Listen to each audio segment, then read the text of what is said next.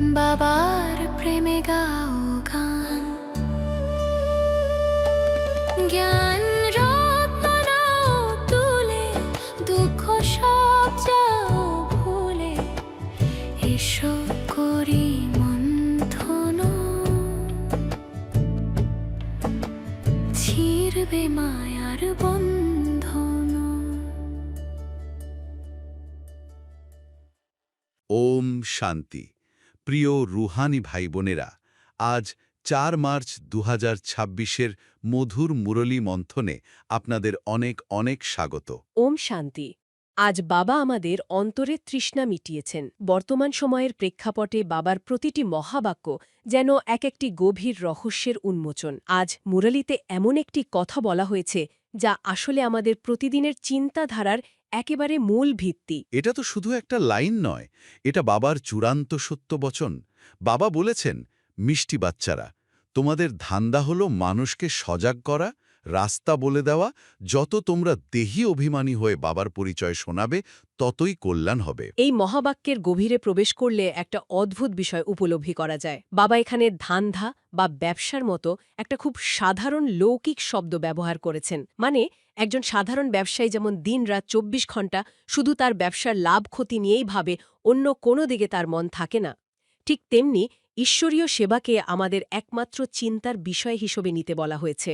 আত্মিক সেবার ব্যবসা, যেখানে মূল কাজটাই হল অজ্ঞান নিদ্রায় ঘুমিয়ে থাকা আত্মাদের সজাগ করা। ঠিক, কিন্তু এই পুরো প্রক্রিয়ার সবচেয়ে সূক্ষ্ম আর কঠিন শর্তটি হল দেহি অভিমানী বা আত্ম-অভিমানী হওয়া। এই শর্তটি পূরণ না হলে সেবার পুরো উদ্দেশ্যটাই আসলে ব্যর্থ হয়ে যেতে পারে। শুধু মুখে কিছু ভালো কথা বলে দিলেই তো আর সেবা হয় না। দেহি অভিমানী স্থিতি, অর্থাৎ আমি এই রক্তমাংসের শরীর নই, আমি ভ্রুকুটির মাঝে চমকানো একটি চৈতন্য জ্যোতিবিন্দু আত্মা। এই পরম সত্যকে শুধু বুদ্ধিতে রাখা নয়, প্রতি মুহূর্তে অনুভব করা। আর যখন এই আত্মিক স্থিতিতে স্থিত হয়, বাবার পরিচয় কাউকে দেওয়া হয়, তখন সেই কথাগুলো নিছক মুখে সদ্য থাকে না, তা সরাসরি অন্য আত্মার গভীরে গিয়ে আঘাত করে। একটি আত্মার ভাইব্রেশন সরাসরি আরেকটি আত্মাকে স্পর্শ করে। যখন নিজের স্থিতি আত্মিক থাকে, তখনই বাবার শক্তি সে কথার মাধ্যমে প্রবাহিত হয়, অন্যের কল্যাণ হয়। একেবারে। এখন ভাবার বিষয় হল, মানুষকে সজাগ করার এই দায়িত্বটি বর্তমান সঙ্গম যুগে কেন সবচেয়ে বেশি গুরুত্বপূর্ণ? কারণ সময় অত্যন্ত দ্রুত এগিয়ে চলেছে। চারপাশের জগৎ এখন ঘোর কলিযুগের অন্ধকারে আচ্ছন্ন। মানুষ কুম্ভকর্ণের মতো গভীর অজ্ঞান নিদ্রায় তলিয়ে আছে। তারা নিজেদের আসল পরিচয় ভুলে গেছে, পরম পিতার পরিচয় ভুলে গেছে। এই অবস্থায় তাদের সঠিক রাস্তা বলে দেওয়া, মানে শান্তির স্বদেশে ফেরার পথ দেখানোই হলো সবচেয়ে বড় পরোপকার। কিন্তু এখানে একটা মস্ত বড় বিপদের জায়গাও রয়েছে। যদি এই সেবার কাজটি অহংকারে বা দেহ অভিমানে বশীভূত হয়ে করা হয়, তবে তার পরিণাম মারাত্মক হতে পারে। দেহ অভিমানের ছায়া সেবাকে কিভাবে অকল্যাণে পরিণত করে তা সত্যিই গভীরভাবে চিন্তন করার মতো বিষয়। যখন মনে ভাব আসে যে আমি খুব ভালো বোঝাচ্ছি, আমার জ্ঞানে মানুষ প্রভাবিত হচ্ছে, ঠিক তখনই সেই সেবার মধ্য থেকে ঈশ্বরের শক্তি উধাও হয়ে যায়। তখন সেটার সেবা থাকে না, উল্টে ডিসসার্ভিস হয়ে যায়। কারণ সেখানে পবিত্রতার বদলে মানুষের অহংকারের ভাইব্রেশন কাজ করে। অত্যন্ত সূক্ষ্ম এই মায়ার প্রবেশপথ। বাবা মুরলীতে খুব বাস্তব একটা উদাহরণ টেনে বিষয়টা পরিষ্কার করেছেন। ধরুন, আমাদের জীবনযাত্রা অত্যন্ত সাধারণ এবং পবিত্র হওয়ার কথা, কিন্তু অনেক সময় সামান্য কোনো জাগতিক বিষয় নিয়ে ভেতরে ভেতরে অহংকার তৈরি হয়ে যায়। সূক্ষ্ম অহংকার যা আত্মাকে প্রতারিত করে। যেমন ধরা যাক, কারো হাতে একটা খুব সুন্দর ফ্যাশনেবল ঘড়ি দেখা গেল, আর সেটা দেখে নিজের মনেও একটা প্রবল আকর্ষণ তৈরি হলো যে আমার ওরকম একটা নবাবী ঘড়ি চাই, নিজেকে একটু পরিপাটি বা আভিজাত্যের মোড়কে তুলে ধরতে হবে। এই যে সামান্য একটা ঘড়ির প্রতি আকর্ষণ বা একটু নবাবী চালে চলার ইচ্ছা, এগুলো আপাত দৃষ্টিতে খুব সাধারণ মনে হলেও আধ্যাত্মিক দৃষ্টিকোণ থেকে সম্পূর্ণ দেহ অভিমানের লক্ষণ। এই সামান্য আকর্ষণগুলোই আত্মাকে তার উচ্চ স্থিতি থেকে নিচে নামিয়ে আনে, ভেতরের তপস্বী রূপটা নষ্ট হয়ে যায়। আর তখন সেই আত্মা যখন কাউকে জ্ঞান শোনাতে যায়, তখন তার কথায় কোনো বল থাকে না। সেবারের পরিবর্তে অন্যের অকল্যাণ হতে শুরু করে, কারণ ভেতরে তো সেই নবাবী চাল আর ঘড়ির অহংকার চলছে। ভেতরের স্থিতি যদি শূন্য হয় তবে বাইরের শব্দ কোনো আত্মাকে জাগাতে পারে না। ঠিক, এই কারণে নিজের ভেতরের চেকিং খুব জরুরি। সামান্য কোনো বিষয় নিয়ে মতবিরোধ করা, নিজের বুদ্ধির অহংকার দেখানো, এগুলোর কারণে আত্মার অনেক বড় ক্ষতি হয়ে যায়। তাই আত্মিক স্থিতির এই গভীরতা বজায় রাখা ছাড়া সফল হওয়া অসম্ভব। এই গভীর মন্থন থেকে এবার যদি আমরা বাবার করা প্রশ্নটির দিকে তাকাই, সেখানে আধ্যাত্মিক প্রাপ্তির আর একটা বড় রহস্য লুকিয়ে আছে। বাবা আজ প্রশ্নটাও কত গভীর করেছেন। গরিব বাচ্চারা নিজেদের কোন বৈশিষ্ট্যের আধারে বিত্তশালীদের থেকে এগিয়ে যায়? গরিবদের মধ্যে দান পুণ্যের বিষয়ে বেশ শ্রদ্ধা থাকে, বিত্তশালীদের নিজেদের ঐশ্বর্যের নেশা থাকে, সেই জন্য গরিব বাচ্চারা এগিয়ে যায়। এই উত্তরের গভীরে মানব মনস্তত্ত্ব আর আধ্যাত্মিকতার এক বিরাট সমীকরণ লুকিয়ে আছে। বিত্তশালীদের ঐশ্বর্যের নেশা কিভাবে তাদের অন্ধ করে দেয়, সেটা গভীরভাবে বিশ্লেষণ করার মতো বিষয়। যখন মানুষের কাছে প্রচুর অর্থ, সম্পদ আর জাগতিক প্রতিপত্তি থাকে, তখন তার ভেতরে একটা কৃত্রিম নিরাপত্তার বোধ তৈরি হয়। তারা এই নশ্বর কলিযুগকেই নিজেদের স্বর্গ বলে মনে করতে শুরু করে। ঐশ্বর্যের নেশা এক অদ্ভুত অন্ধকার, যেখানে ভগবানকে চেনার বা ডাকার কোনো তাগিদ থাকে না। মানে তাদের মনে হয় আধ্যাত্মিকতা বা ভগবান ডাকার প্রয়োজন তো শুধু তাদের, যাদের জীবনে দুঃখ আছে। সম্পদ রক্ষার জন্য তাদের ভেতরে প্রবল অহংকার আসে, আর সেই অহংকার আত্মাকে আরও বেশি পাপকর্মের দিকে টেনে নিয়ে যায়। সত্যযুগের ২১ জন্মের যে মহান উত্তরাধিকার, তাই নশ্বর সম্পদের মোহে হাতছাড়া হয়ে যায়। অন্যদিকে গরিব ভক্তদের মানসিক স্থিতিটা সম্পূর্ণ ভিন্ন হয়। তাদের কাছে হারানোর মতো কোনো জাগতিক সম্পদ থাকে না, তাই তাদের ভেতরে অহংকারের আবরণটাও খুব পাতলা হয়। তাদের ভক্তি, তাদের প্রার্থনা হয় অত্যন্ত অকৃত্রিম, হৃদয় থেকে উৎসারিত। এই যে বাবা শ্রদ্ধা শব্দটা ব্যবহার করেছেন, এই অটুট শ্রদ্ধাই হলো তাদের সবচেয়ে বড় মূলধন। সামান্য ১ পয়সার দান করলেও তার সাথে আত্মার গভীর সমর্পণ যুক্ত থাকে। ঈশ্বরের কাছে ওই ১ পয়সার মূল্য অনেক বেশি, কারণ সেখানে অহংকার নেই, আছে শুধু ভালোবাসা। আর এই অটুট শ্রদ্ধার কারণেই ভগবান তাদের ভক্তি দেখে সাক্ষাৎকার করান। যাদের জাগতিক কিছুই নেই, তারাই ভগবানকে সবচেয়ে আপন করে ধরতে পারে। শুধুমাত্র তাদের ভেতরে থাকা পবিত্র ভাবনার কারণে তারা বহু গুণ বেশি প্রাপ্তি লাভ করে। এই প্রাপ্তি কোনো ক্ষণস্থায়ী জাগতিক প্রাপ্তি নয়, এ হল সোজা ভবিষ্যতের স্বর্গযুগের রাজা হওয়ার অধিকার। ঐশ্বর্যের নেশায় মত্ত ব্যক্তিরা যেখানে নিজেদের বর্তমানের ক্ষণস্থায়ী সুখ নিয়েই ব্যস্ত থাকে, সেখানে একজন সাধারণ আর্থিকভাবে পিছিয়ে থাকা মানুষ তার গভীর শ্রদ্ধা আর আত্মিক সমর্পণের জোরে আগামী ২১ জন্মের রাজত্বের অধিকারী হয়ে যায়। এটাই হলো ঐশ্বরিক বিচারের সবচেয়ে সূক্ষ্ম দিক। বাবা যখন শিব জয়ন্তী আর গীতা জয়ন্তীর পার্থক্য বোঝান, তখন বোঝা যায় উনি আমাদের কত স্নেহ করেন। ঈশ্বরের এই স্নেহ শুধু ভালোবাসার মধ্যেই সীমাবদ্ধ নয়, তা পরম জ্ঞানের আলো দিয়ে আমাদের অজ্ঞানের অন্ধকার দূর করে।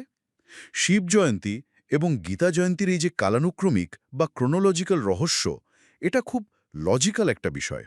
প্রথমে নিরাকার বীজের আগমন, তারপর সেই বীজের দ্বারা জ্ঞানের প্রকাশ। আর সবশেষে সেই জ্ঞানের ফলস্বরূপ সত্যযুগের প্রথম রাজকুমার শ্রীকৃষ্ণের জন্ম।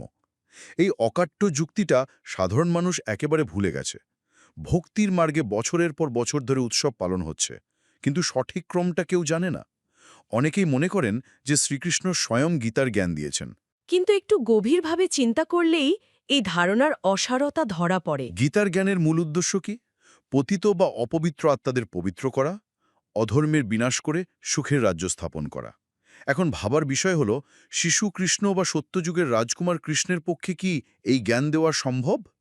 সত্যযুগ বা ত্রেতা যুগে তো এই জ্ঞানের কোনো প্রয়োজনই থাকে না। সত্যযুগ তো আগে থেকেই সুখের রাজ্য, সেখানে কোনো দুঃখ নেই, কোনো পতিত আত্মা নেই। তাহলে সেখানে মানুষকে সজাগ করার বা গীতার জ্ঞানের কি প্রয়োজন থাকতে পারে? জ্ঞান তো দেওয়া হয় অজ্ঞান অন্ধকারে আচ্ছন্ন কলিযুগের একেবারে অন্তিম সময়ে, যখন চারদিক ঘোর অন্ধকারে ডুবে যায়, সব আত্মারা পতিত হয়ে যায়। ঠিক সেই সময়েই একজন গাইড বা লিবারেটরের প্রয়োজন হয়। আর কোনো শরীরধারী মানুষ সমগ্র মানবজাতির গাইড বা লিবারেটর হতে পারে না? নিরাকার পরমপিতা, যিনি জন্মমৃত্যুর চক্রের ঊর্ধ্বে, যিনি স্বয়ং জ্ঞানের সাগর, একমাত্র তিনিই পারেন এই জ্ঞান দিতে। তিনি এই কলিযুগের অন্তে সাধারণ, বৃদ্ধ এবং অনুভবী শরীরে প্রবেশ করে এই রাজযোগ শেখান। মানুষের কত বড় ভুল নিরাকার শিবের বায়োগ্রাফি ভুলে গিয়ে সব মহিমা একজন শরীরধারী দেবতা কৃষ্ণের নামে দিয়ে দিয়েছে। আর সেই কারণেই আজ আত্মারা পথ হারিয়ে দিশেহারা। নিরাকার তিতাকে বাদ দিয়ে কোনো মানুষের দ্বারা মুক্তি বা সদ্গতি পাওয়া যে অসম্ভব, এই পরম সত্যটা বাবা খুব স্পষ্টভাবে বুঝিয়েছেন। একমাত্র সুপ্রিম আত্মাই পারেন সকল অপবিত্র আত্মাকে পবিত্র করে তাদের আসল বাড়ি অর্থাৎ শান্তিধামে ফিরিয়ে নিয়ে যেতে। এই প্রসঙ্গে আত্মাকে বোঝার যে গভীর দর্শন বাবা তুলে ধরেছেন, তা বিজ্ঞানের চেয়েও অনেক বেশি সূক্ষ্ম। আত্মাকে একটি ছোট্ট স্টারের বা বিন্দুর সাথে তুলনা করা হয়েছে। এই বিষয়টা যত গভীরভাবে মন্থন করা যায় তত বেশি বিস্ময় জাগে। একটা অতি ক্ষুদ্র অণুপরমাণুর চেয়েও সূক্ষ্ম একটি চৈতন্য বিন্দু, আর তার ভেতরে এই পুরো সৃষ্টিচক্রের ৮৪ জন্মের পাঠ বা অভিনয় একেবারে অবিনাশীভাবে রেকর্ড করা আছে। এক ছোট্ট বিন্দুতে অনন্তকারের ইতিহাস, প্রতিটি জন্ম, প্রতিটি কর্ম, সবকিছু স্বয়ংক্রিয়ভাবে রেকর্ড হয়ে আছে। এই রেকর্ড কখনো মোছে না, কখনো বদলায় না। এটাই প্রকৃতির সবচেয়ে বড় অকাট্য নিয়ম। ভাবলে গায়ে কাঁটা দেয় যে আমরা প্রত্যেকেই এক একটি অবিনাশী স্টার, যারা এই বিশাল বিশ্বনাট্যমঞ্চে নিজেদের পার্ট বাজিয়ে চলেছি। আর পরমপিতা শিব হলেন এমনই একটি বিন্দুরূপী আত্মা, কিন্তু তিনি সুপ্রিম। কারণ তার মধ্যে এই পুরো সৃষ্টির আদি মধ্য অন্তের জ্ঞান রেকর্ড করা আছে। তিনি জন্মমৃত্যুর চক্রে আসেন না। যখন আমরা এই বিন্দুরূপে স্থিত হয়ে সেই সুপ্রিম বিন্দুর সাথে যুক্ত হই, তখনই আসল রাজযোগ সংগঠিত হয়। তখনই আত্মার ভেতরের বিকর্মগুলো ভস্ম হতে শুরু করে। আত্মা তার আদি পবিত্র স্বরূপ ফিরে পায়। এই গভীর জ্ঞানের প্রাপ্তি আর তার সাথে নিরাকার পিতার অসীম ভালোবাসা, এটাই হলো এই সঙ্গম যুগে আমাদের সবচেয়ে বড় ঐশ্বর্য, যার সামনে দুনিয়ার সব ধন সম্পদ একেবারে তুচ্ছ। সত্যি, এই প্রাপ্তির কোনো তুলনা নেই। জ্ঞানের প্রতিটি বিন্দু যেন আত্মাকে নতুন করে জাগিয়ে তোলে। মিষ্টি মিষ্টি হারানিধি বাচ্চাদের প্রতি মাতা পিতা বাপদাদার স্নেহ সুমন আর সুপ্রভাত। আত্মাদের পিতা তার আত্মারূপী বাচ্চাদেরকে জানাচ্ছেন নমস্কার। বাবার এই ভালোবাসা পেয়ে মন ভরে গেল। বাবার এই ভালোবাসার শক্তি নিয়েই চলুন ধারণার দিকে এগোই। জ্ঞান তো শুনলাম, কিন্তু বাবা বলেন ধারণাই হলো আসল পুরুষার্থ। ঠিক, আর এই ধারণার জন্যই বাবা আজ আমাদের খুব গভীর বিধি শিখিয়েছেন। বাবার শ্রীমত থেকে ধারণার জন্য মুখ্য সার হল, আমি পড়ছি। ১. দেহ অভিমানে এসে কোনো ধরনের ফ্যাশন করবে না। ২. নিজেদের মধ্যে খুবই আত্মিক স্নেহ রেখে চলতে হবে, কখনোই লবণাক্ত হতে নেই। বাবার সুপুত্র হতে হবে, কখনো অহংকারে আসবে না। এই কথাগুলো মানে শুনতে তো খুব সাধারণ মনে হয়, কিন্তু বাস্তব জীবনে এর প্রয়োগ বেশ কঠিন একটা পরীক্ষা। বিশেষ করে প্রথম পয়েন্টটা যদি দেখি, দেহ অভিমানে এসে ফ্যাশন না করা। হ্যাঁ, কারণ এখনকার কর্পোরেট জগৎ বা সমাজে তো সারাক্ষণ একটা অলিখিত প্রতিযোগিতা চলছে। একদম তাই। কার পোশাক কোন নামি দামি ব্র্যান্ডের, কে লেটেস্ট মডেলের স্মার্টফোনটা ব্যবহার করছে, এই বাহ্যিক চাকচিক্যের ইঁদুর দৌড়ে না দৌড়ালে তো অনেক সময় নিজেকে পিছিয়ে পড়া বলে মনে হয়। হ্যাঁ, আনস্মার্ট লাগতে পারে অন্যের চোখে। ঠিক। তাহলে এই সাধারণ জীবনযাপন করার বিষয়টা আসলে মনস্তাত্ত্বিকভাবে কিভাবে কাজ করে? এর গভীরে আসলে কি লুকিয়ে আছে? এই যে প্রতিযোগিতার কথা বললেন, এর শেকড়েই কিন্তু ওই দেহ অভিমান নামক ব্যাধিটা বসে আছে। যখন আমরা নিজেকে শুধু এই দৃশ্যমান শরীর আর সামাজিক পরিচয়ের মধ্যে আটকে ফেলি, তখন একটা ইনসিকিউরিটি বা নিরাপত্তাহীনতা তৈরি হয়। একদম ঠিক। আর সেই শূন্যতা ঢাকতেই আমাদের বাইরের ব্র্যান্ড বা ফ্যাশনের প্রয়োজন পড়ে।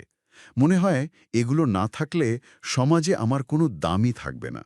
কিন্তু শিববাবা আমাদের দৃষ্টি আকর্ষণ করছেন আত্মার আসল মূল্যের দিকে। অর্থাৎ আত্মা তার নিজস্ব স্বভাব অনুসারেই অত্যন্ত সুন্দর আর শান্ত। হ্যাঁ, আর এই উপলব্ধি যখন গভীরে যায়, তখন বাইরের কোনো কৃত্রিম আবরণের আর দরকার হয় না। বাবা বলছেন কোনো কিছুর বেশি শখ রাখবে না।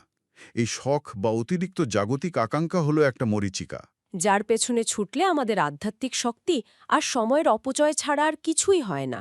তার মানে দাঁড়াচ্ছে, সাধারণ থাকার অর্থ এই নয় যে অপরিপাটি বা ব্যাকডেটেড হয়ে থাকতে হবে। না না, একদমই তা নয়। বরং এর আসল অর্থ হল নিজের আইডেন্টিটি বা আত্মপরিচয়ের জন্য বাইরের জিনিসের ওপর নির্ভর না করা।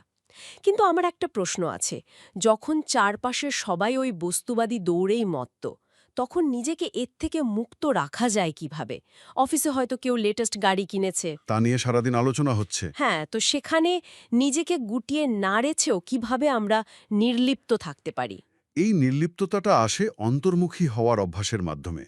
যখন অন্তরের গভীরে ওই আত্মিক স্থিতি তৈরি হয়, তখন খুব সহজেই বোঝা যায় যে এই বাহ্যিক জিনিসগুলো এগুলো সবই চরম পরিবর্তনশীল। আজ যেটা ফ্যাশন, কাল সেটাই বাতিল হয়ে যাচ্ছে।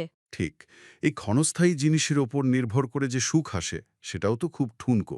কিন্তু সাধারণ আর অনাড়ম্বর জীবনে এক অদ্ভুত স্বাধীন প্রশান্তি আছে। সমাজকে কিছু প্রমাণ করার তাগিদ থাকে না সেখানে।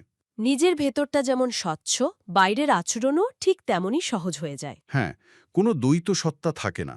আর এই সরলতাই হলো আধ্যাত্মিক যাত্রীর সবচেয়ে বড় অলংকার। দারুণ বলেছেন।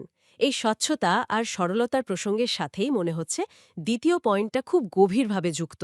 কখনোই লবণাক্ত হতে নেই। শব্দটা বেশ ইন্টারেস্টিং, তাই না? হ্যাঁ, লবণাক্ত বা সল্টি হওয়া। সাধারণত আমরা খিটখিটে হওয়া বা তেতো কথা বলাকে লবণাক্ত বলি। কিন্তু এখনকার জীবনের যে প্রবল কাজের চাপ বা ধরুন পারিবারিক কোনো মতবিরোধের সময় মেজাজ হারানো তো খুব স্বাভাবিক একটা মানবিক প্রবৃত্তি। কেউ অপমান করলে রিয়্যাক্ট করার একটা তাড়না আসে। একদম। কেউ কাজের ক্রেডিট নিয়ে নিলে তো ভেতর থেকে রিয়্যাক্ট করার ইচ্ছা হয়। সেই মুহূর্তে লবণাক্ত না হয়ে থাকার উপায় কি? পরিস্থিতি যেমনই হোক, বাইরে থেকে কোনো প্রতিক্রিয়া না দেখিয়েও ভেতর থেকে সম্পূর্ণ শান্ত থাকাটাই হলো মূল সাধনা। সমুদ্রের জল দেখতে অনেক সময় খুব শান্ত মনে হলেও তা কিন্তু পান করা যায় না। কারণ তার গভীরে লবণাক্ততা আছে। ঠিক একইভাবে আমরা হয়তো সামাজিক শিষ্টাচার মেনে বাইরে থেকে খুব ভদ্র আচরণ করছি, কিন্তু ভেতরে যদি অন্যের প্রতি বিরক্তি বা চাপা রাগ পুষে রাখি, তাহলে আমাদের সেই নেগেটিভ ভাইব্রেশন অন্যেরা ঠিকই ধরতে পারে। একদম সেই মানুষের সঙ্গ তখন আর কেউ মন থেকে পছন্দ করে না। তাই বাবা বলছেন, নিজেদের মধ্যে খুবই আত্মিক স্নেহ রেখে চলতে হবে। এই আত্মিক স্নেহ হলো সেই প্রতিষেধক যা যে কোনো তিক্ততাকে নির্মূল করে। কিন্তু এই আত্মিক স্নেহ জাগানো তো বেশ কঠিন। যে মানুষটা ক্রমাগত ক্ষতি করছে বা বিরক্তি বাড়াচ্ছে, তার প্রতি স্নেহ কিভাবে আসবে? মন তো তাকে ক্ষতিকর হিসাবেই বিচার করে। এখানেই আত্মিক দৃষ্টিভঙ্গির প্রয়োগ করতে হবে। যখন আমরা কাউকে শুধু একজন রক্তমাংসের মানুষ হিসেবে দেখি, তখন রাগ আসাটাই স্বাভাবিক। হ্যাঁ, কিন্তু বাবার শ্রীমত অনুযায়ী যখন আমরা তাকে একটা আত্মা হিসেবে দেখি, যে হয়তো কোনো পূর্বজন্মের কঠিন সংস্কার বা বর্তমান পরিস্থিতির চাপে এমন আচরণ করছে, তখন রাগের বদলে বরং এক ধরনের করুণা তৈরি হয়। বোঝা যায় যে ওই আত্মাও কোনো না কোনো যন্ত্রণার মধ্যে দিয়ে যাচ্ছে। একদম ঠিক। এই বৃহত্তর দৃষ্টিভঙ্গি থেকে তাকালেই সত্যিকারের আত্মিক স্নেহ আসে। আর যেখানে স্নেহ থাকে, সেখানে অহংকার থাকতে পারে না। অহংকার আসে আমি সঠিক আর ও ভুল, এই দেহ অভিমান থেকে। বাবার সুপুত্র হওয়ার আসল অর্থই হল বাবার মতো ক্ষমাপরায়ণ আর স্নেহময় হওয়া। এই যে আত্মিক স্নেহ আর মনকে শান্ত রাখার বিশ্লেষণ আমরা করলাম, প্রতিদিনের জীবনে এটা ধরে রাখার জন্য তো একটা বিশেষ শক্তির দরকার। হ্যাঁ, আর ঠিক এই জায়গাতেই আজকের বরদান আমাদের জন্য একটা মাস্টার চাবির মতো কাজ করবে। আজকের বরদানে খুব চমৎকার একটা রূপক ব্যবহার করা হয়েছে। আমি বরদানটা পড়ছি। নিজের ভাগ্য এবং ভাগ্য বিধাতার গুণগান করা, সদা প্রসন্ন চিত্ত ভাও। আসলে এটা শুধু বরদান নয়, এটা বাবার দেওয়া একটা বড় দায়িত্ব। সকল ব্রাহ্মণ বাচ্চাদের জন্ম থেকেই মুকুট, সিংহাসন এবং তিলক জন্মসিদ্ধ অধিকারের রূপে প্রাপ্ত হয়। এই যে তিনটি রাজকীয় চিহ্নের কথা বলা হলো, মুকুট, সিংহাসন এবং তিলক, রূপক হিসেবে শুনতে তো খুব চমৎকার। কিন্তু প্র্যাকটিক্যাল লাইফে একজন পেশাজীবী যিনি সারাদিন ল্যাপটপের সামনে বসে ডেডলাইনের পেছনে ছুটছেন, বা সংসারের অসংখ্য দায়িত্ব সামলাচ্ছেন, হ্যাঁ, তার জন্য এই মুকুট বা সিংহাসন ধারণ করার বাস্তবিক মানে কি? এগুলো তো আর আক্ষরিক অর্থে মাথায় পড়ার বিষয় নয়।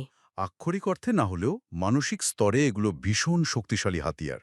প্রথমত মুকুট, এটা হলো পবিত্রতার আর বিশ্বকল্যাণের দায়িত্বের মুকুট। মানে জীবনটা শুধু খাওয়ার, পড়ার, ঘুমানোর জন্য নয়। একদম। এই বিশ্বের প্রতিটি আত্মাকে শান্তি দেওয়ার এক মহান দায়িত্ব আমাদের আছে। এই চেতনা থাকলে প্রতিটি কাজ অনেক দায়িত্বশীল হয়ে ওঠে। দ্বিতীয়ত সিংহাসন, এটা হলো স্বরাজ্য। সাথে রাজ্য চালান। আমরাও যখন এই আত্মিক সিংহাসনে বসি, তখন রাগ বা লোভ আমাদের দাস বানাতে পারে না। আর তৃতীয়ত তিলক। আত্মিক স্মৃতির তিলক, তাই তো? হ্যাঁ, আমি একটি শান্ত স্বরূপ আত্মা, এই স্মৃতির চিরস্থায়ী চিহ্ন। এই তিনটে একসাথে কাজ করলে সাধারণ মানুষও ভেতর থেকে সম্রাটের মতো অনুভব করে। ব্যাপারটা বেশ পরিষ্কার হলো। কিন্তু ধরুন জীবনে কোনো বড় সংকট এলো, আর্থিক ক্ষতি হলো বা সম্পর্কে ফাটল ধরল, তখন তো আমাদের প্রথম রিয়াকশন হয় অভিযোগ করা। হ্যাঁ, আমার সাথেই কেন এমন হলো? এই সমস্যার সমাধান কি হবে এমন অসংখ্য প্রশ্ন মনে ঘুরপাক খায়। আর বাবা বলছেন নিজের দুর্বলতার কথা শোনাবে না, ভাগ্যের গুণগান করো। এই কেন বা কি প্রশ্নগুলো আমাদের প্রসন্নতাকে কিভাবে নষ্ট করে? কেন এবং কি হলো এমন দুটো ধ্বংসাত্মক শব্দ, যা মুহূর্তের মধ্যেই আমাদের বর্তমানের শক্তি কেড়ে নেয়। আমরা পরিস্থিতির দাসে পরিণত হই। তার মানে আমরা পরিস্থিতিকে মন থেকে মেনে নিতে পারছি না। ঠিক, অতীত নিয়ে আক্ষেপ করছি বা ভবিষ্যৎ নিয়ে ভয় পাচ্ছি, এতে আমাদের মানসিক শক্তি শেষ হয়ে যায়। এর বিপরীত হল নিজের শ্রেষ্ঠ ভাগ্যের গুণগান করা। স্বয়ং ভগবান এই বিশাল বিশ্বে আমাকে খুঁজে বের করেছেন। এই উপলব্ধিটাই তো এত বিশাল যে এর সামনে জাগতিক যে কোনো ক্ষতি তুচ্ছ মনে হয়। একদম। অন্ধকার ঘরে বসে অভিযোগ না করে নিজের ভাগ্যের আলোটি জ্বালানোই হল প্রকৃত জ্ঞানীর কাজ। আর প্রশ্ন থেকে দূরে থাকলে তবেই সদা প্রসন্ন থাকা যায়। অর্থাৎ ফোকাস কোথায় নিবদ্ধ থাকবে সেটাই আমাদের প্রসন্নতা নির্ধারণ করে। আর যে মানুষ নিজে প্রসন্ন থাকে তার ভাইব্রেশন চারপাশের অশান্ত মানুষকেও শান্ত করে দেয়। এই প্রসন্নতা ধরে রাখার জন্য যে চিন্তার শৃঙ্খলা প্রয়োজন, সেটার দিক নির্দেশ করা হয়েছে বাপদাদার আজকের স্লোগান এবং অব্যক্ত ইশারায়। সেখানে দুটো খুব শক্তিশালী কনসেপ্ট আছে, একনামি এবং ইকোনমি। স্লোগানটি হল একনামি এবং ইকোনমি দ্বারা চলাই ব্রাহ্মণ জীবনের সফলতার আধার, এবং অব্যক্ত ইশারা নিশ্চয় সদা নিশ্চিত করে তোলে। এবং যে নিশ্চিত স্থিতিতে থেকে যে কোনো কাজ করে সেটাতে সে অবশ্যই সফল হয়। সাধারণ অর্থে ইকোনমি বলতে তো আমরা টাকা পয়সা বাঁচানোকেই বুঝি, কিন্তু আধ্যাত্মিক যাত্রায় এই ইকোনমি আর একনমি শব্দের প্রকৃত অর্থ কি? আধ্যাত্মিক জীবনে ইকোনমি মানে আমাদের অদৃশ্য কিন্তু সবচেয়ে শক্তিশালী সম্পদগুলোর সঠিক ব্যবহার, যেমন আমাদের চিন্তা, কথা, সময় আর শক্তি। আমরা তো সারাদিনে হাজার হাজার অপ্রয়োজনীয় চিন্তা করি। হ্যাঁ, অতীত নিয়ে আক্ষেপ বা অন্যকে নিয়ে বিচার করা, এগুলো চিন্তার চরম অপচয়। আধ্যাত্মিক শক্তির পাত্রে এগুলো এক একটা বড় ছিদ্র। প্রয়োজনের চেয়ে বেশি কথা বলা বা সোশ্যাল মিডিয়ার সময় নষ্ট করাও অপচয়। আর একনমি মানে কি? নিজের সমস্ত মনোযোগ শুধুমাত্র এক বাবার নামের উপর নিবদ্ধ রাখা। মন বিক্ষিপ্ত না হয়ে এক জায়গায় স্থির হলে সেটা লেজার রশ্মির মতো কাজ করে। এই চিন্তার অপচয় বন্ধ করাটা এখন ভীষণ প্রাসঙ্গিক। ওভারথিংকিং তো প্রায় মহামারী হয়ে গেছে। ছোট সিদ্ধান্ত নিতে গিয়েও এত বিশ্লেষণ করা হয় যে কাজ করার এনার্জি থাকে না। আর অব্যক্ত ইশারায় বলা হয়েছে যে নিশ্চিত স্থিতিতে থাকলে বুদ্ধি নিজে থেকেই সঠিক জাজমেন্ট করতে পারে। এই নিশ্চয় বুদ্ধি কিভাবে আমাদের ওভারথিংকিং থেকে বাঁচায়?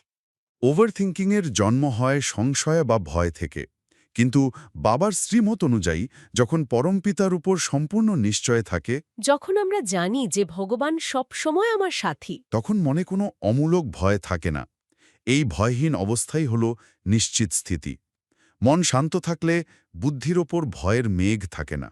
ফলে যে কোনো পরিস্থিতিতে সঠিক সিদ্ধান্ত নেওয়া যায়। জলের মতো স্থির জলে সব স্পষ্ট দেখা যায়। চমৎকার। অর্থাৎ পরিস্থিতি বিশ্লেষণ করে পাগল হয়ে যাওয়ার বদলে নিজের মনকে বাবার স্মৃতির মাধ্যমে শান্ত করতে হবে। একবার মন স্থির হলে বাকি কাজ স্থির বুদ্ধি নিজেই করে নেবে।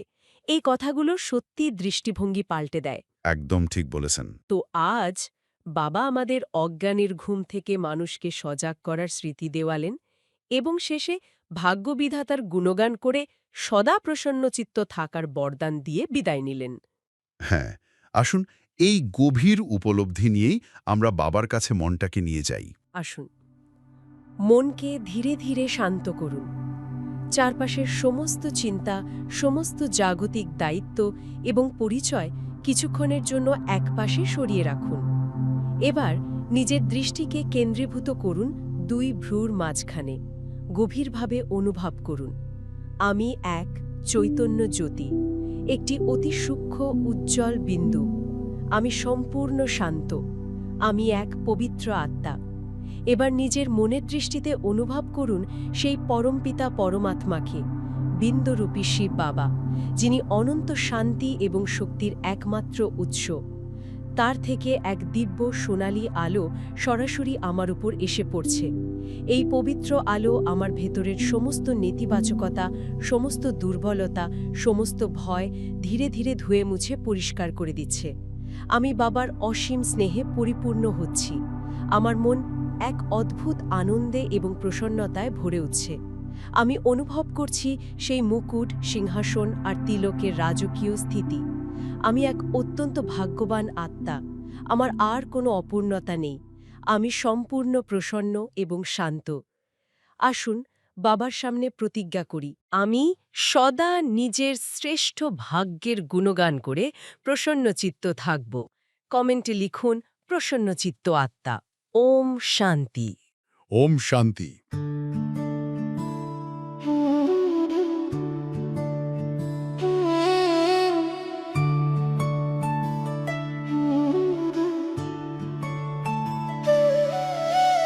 মধুবনে বাজে বাঁশি, বাবা তোমায় ভালোবাসি। মুরলি শুনে জুড়ায় প্রাণ, বাবার প্রেমে গাও গান। জ্ঞান রত্ন নাও তুলে, দুঃখ সব যাও ভুলে, এসো করি মন্থন, ছিড়বে মায়ার বন্ধন।